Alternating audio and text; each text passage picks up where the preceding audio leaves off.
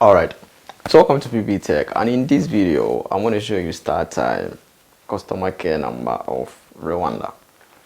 So maybe you are facing some difficulties on your decoder and you would like to contact them for help, or maybe you are to activate a new StarTimes decoder and you need to contact the customer care representatives for help. All you have to do is to pick up your remote and you press on the menu button on your remote, which is the M button on it.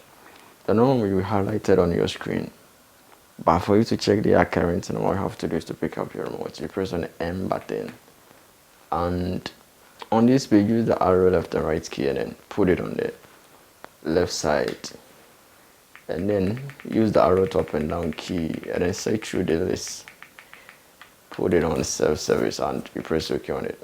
So on this page use the arrow up and down key, you come down to the last option and then you press on the contact us over here. So as you can see on this page you have some listed numbers with their country flag attached to it. So you search through the list, we have the Rwanda number which begins with 0788156660. The number we highlighted on your screen, you pick it and then you call them for help. And you need to make sure that you have enough airtime before calling them for help. They're going to deduct at a normal calling rate, so you have to be aware of it before calling them for help.